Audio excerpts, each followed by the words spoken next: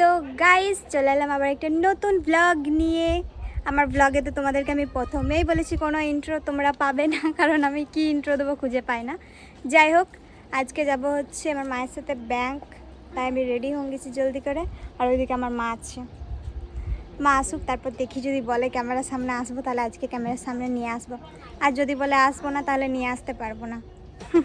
তোমাদেরকে তো বলে দিলাম যে মাকে ক্যামেরার সামনে আনবো, এবার মা বলছে তুই ভিডিও করবি, যা করবি কর, কিন্তু আমি কিছু বলতে পারবো না। আমার মায়ের হচ্ছে খুব লজ্জা, ক্যামেরার সামনে কখনো কথা বলতে পারে না, সেজন্য ক্যামেরার সামনে আসতেও চায় না। আমার মা বলে আমি ক্যামেরা ধরে দিছি, তুই ভিডিও কর। কাকিমাকে তো জোর জবস্তি করে ক্যামেরার সামনে আনতে পারি, কিন্তু আমার মাকে কোনোদিন আনতে পারি না। আমার মা লজ্জায় কোনোদিন কিছু বলতে পারে না, আর আমার কাকিমাকে ধমকায় চমকায় আমি বলা করাই। যাই হোক, তারপর চলে এসেছিলাম ব্যাংক, হরিপুরের পাঞ্জাব ব্যাংক। ব্যাংকের ভেতরে তার ভিডিও করা অ্যালাউ নাই, সেজন্য আমি ব্যাংকের ভেতরে কোনো ভিডিও লি নাই। তারপর কাজ শেষে আমরা আবার বেরোং গেছিলাম যতটা জলদি তোমাদেরকে বলছি অতটা জলদিও কিন্তু আমরা বেরোই নাই। কাজ করতে করতে মোটামুটি 2-3 ঘন্টা আমরা ব্যাংকে ছিলাম। মায়ের একটা সমস্যা হচ্ছিল ব্যাংক অ্যাকাউন্টে, সেই জন্য আসতে হচ্ছিল আর কি। ব্যাংক থেকে বেরোনোর পর এত গরম লাগছিল কি বলবো, সেই জন্য মাকে বললাম চলো অল্প আখের রস খেয়ে আসি। তারপর মাকে নিয়ে চলে আসলাম আখের রস খেতে। আখের রস খেতে আমার আগে এতটাও ভালো লাগতো না, কিন্তু এখন জানি না কেন ভালো লাগে। আগে যে জিনিসগুলা ভালো লাগতো না সেই জিনিসগুলা এখন ভালো লাগে, আর আগে যে জিনিসগুলা ভালো লাগতো সেই জিনিসগুলা এখন আমার ভালো লাগে। তোমাদের সাথেও কি এরকম হয়? তাহলে অবশ্যই কমেন্ট করে জানাবে। তো